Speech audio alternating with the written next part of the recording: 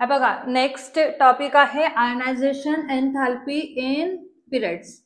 Okay, ionization enthalpy periods मध्ये काय होते? आयनायझेशन एन्थॅल्पी पिरियड्स मध्ये जनरली काय होणार आहे? इन्क्रीज होणार आहे. Okay, from left to right. Take a one example. If we take a sodium and after that argon, same period आहे, third period. याचा atomic number आहे जनरली 11 आणि याचं जनरली आहे 18.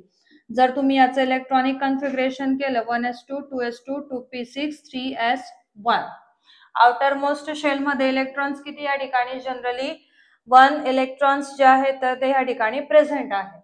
ओके, आणि आर्गॉनचं इलेक्ट्रॉनिक कन्फिगरेशन जर तुम्ही केलं 1s2 2s2 2p6 3s2 3p6. Okay, या ठिकाणी जर तुम्ही p ऑर्बिटल बघितलं तर p ऑर्बिटल पूर्णतः फुलफिल आहे.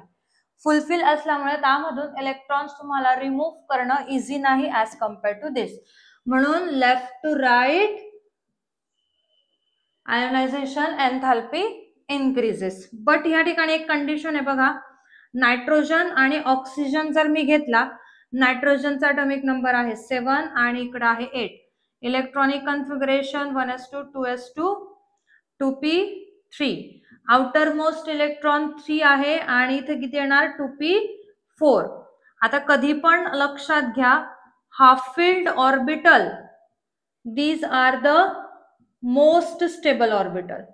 Half filled, full fill and empty. It's a half filled, full fill and empty. हे तिघ ऑर्बिटल्स जे आहेत तर हे मोस्ट स्टेबल असतात. म्हणून या ठिकाणाहून एनर्जी जी आहे तर ती जास्त लागेल ऍज कम्पेअर टू ऑक्सिजन. मग ह्या दोघांमध्ये एनर्जी कोणाची जास्त असेल? आयनायझेशन एनर्जी किंवा एन्थॅल्पी नायट्रोजनची as compare to oxygen due to the half filled orbital. Okay, आधीचा व्हिडिओ आणि हा व्हिडिओ पूर्ण बघा. याच्यावरती नेक्स्ट क्वेश्चन जो आहे JMN चा मी घेऊन येत आहे. Thank you for watching.